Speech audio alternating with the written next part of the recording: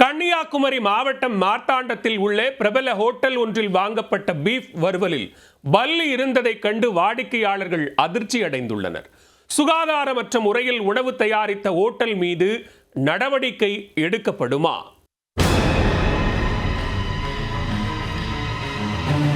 வட மாநிலங்களில் விற்கப்பட்ட ஐஸ்கிரீமில் மனிதவிரல், கல்லூரி விடுதி உணவில் கரப்பான் பூச்சி, பூரா, பாம்பு என ஊர்வன இறந்து கிடந்தன. இதையெல்லாம் கடந்து போன நிலையில் தற்பொழுது கன்னியாகுமரி மாவட்டத்தில் உள்ள ஓர் ஹோட்டலில் பீஃப் வறுவலில் பல்லி செத்து கிடந்துள்ளது.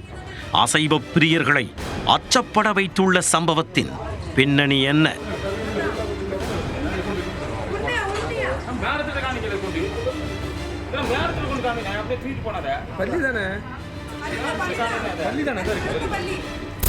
கன்னியாகுமரி மாவட்டம் மார்த்தாண்டம் பகுதியில் அயூப் கான் என்பவருக்கு சொந்தமான ஹோட்டல் ஒன்று உள்ளது.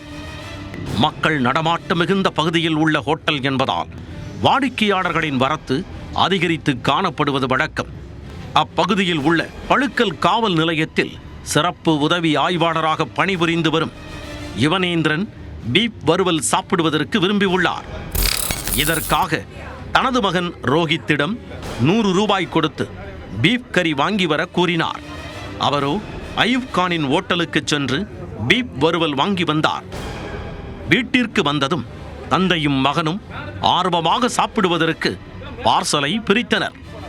ஆனால் இறைச்சிக்குள் இறந்த நிலையில் பல்லி ஒன்று கிடந்ததைக் கண்டு அதிர்ச்சி அடைந்துள்ளனர்.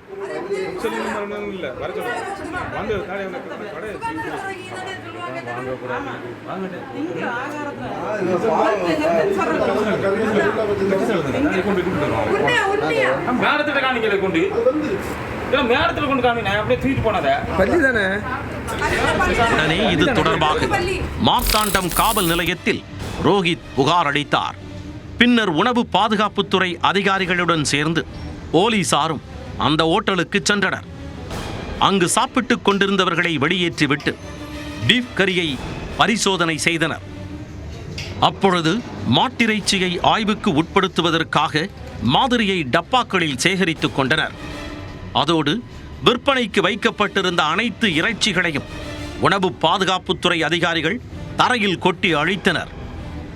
பரிசோதனையின் முடிவில் பீஃப் வறுவலில் பல்லி நச்சு கலந்திருந்தது உறுதியானால் ஹோட்டல் மீது கடும் நடவடிக்கை எடுக்கப்படும் என்று எச்சரிக்கை விடுத்துள்ளனர்.